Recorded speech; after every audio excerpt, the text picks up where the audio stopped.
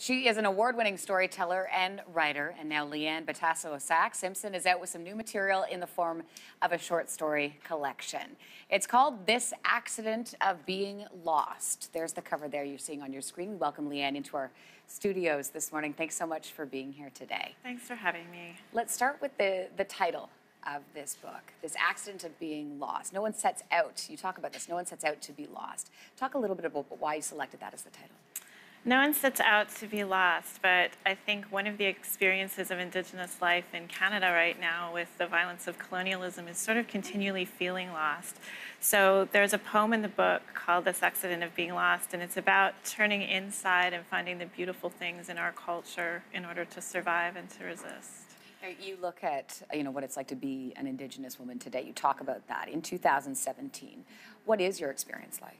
Well, I think one of the assumptions that Canadians make is that colonialism is in the past. And I think for me, being separated from land and culture and language is something that's very much my experience. I think we have this phenomenon of missing and murdered Indigenous women and Two-Spirit and queer people in Canada. And that's something that those circumstances that have created that I've had to navigate through my own life.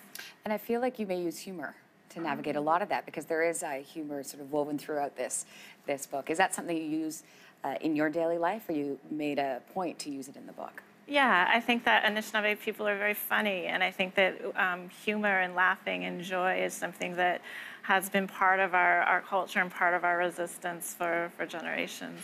When I was reading through the short stories and the poems, I was thinking, I wonder who you're talking to a lot of the time. Who are you talking to?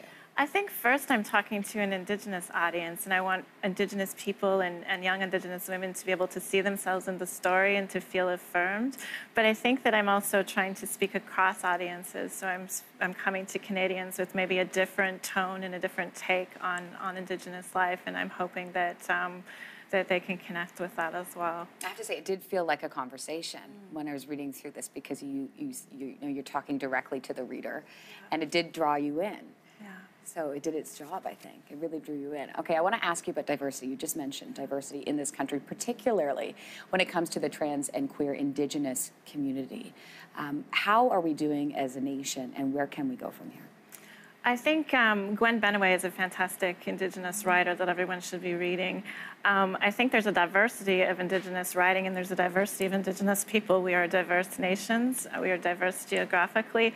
And I think Canadians have sort of, at this point, just seen a glimpse of the diversity in our communities. So I think it's a really wonderful time to start reading a number of different Indigenous voices and perspectives on Indigenous life. You're also a musician. I am. There's a companion album that goes along with this book called Flight. What is the difference for you between putting words on paper and taking the poems and interpreting those into song? Well, in performance, your audience is with you when you're delivering the work. And as a writer, when you're reading the book, I'm not sitting right beside you, so I don't see your facial reactions. I don't see if you're laughing. And so performance for me is an opportunity to really connect with an audience and create a decolonial space and have a relationship with the people that I'm sharing these stories with. And so for me, it's been a really profound and powerful way of connecting. I'm always curious as the process that a writer goes through. Do you sit in a room and by yourself? Do you get out in the world and you walk around? I mean, what is your process? I'm a super busy parent, and so I'm writing in the park and in sandboxes and on the backs of napkins. And in the middle of the night, I sort of have to fit writing into my life whenever the opportunity happens. And so I wish that I was a writer that got up every day and went to my fancy studio and got to write all day by myself, but that's just not the reality of many Indigenous women writers right now. And when it comes to being a parent, how do you weave storytelling to your children? Well, kids love stories, and kids have this tremendous, they're like little sponges, right? They can soak up so many stories, they tell so many stories. So I think that very naturally they come to narrative, and so I think I love communicating with children and listening to their stories and sharing mine. Have you read this to your kids? My kids are now starting to be teenagers, so they're a little bit embarrassed. They're in their own world. They're like, yeah. Well, it is a fantastic read. Thank you so much for joining us this morning. Here's the book here. It's This Accident of Being Lost. Leanne, thanks for joining us in studio this morning. Thanks for having me. Yeah, thank you. All right, we're back in 2 minutes. Stay with us.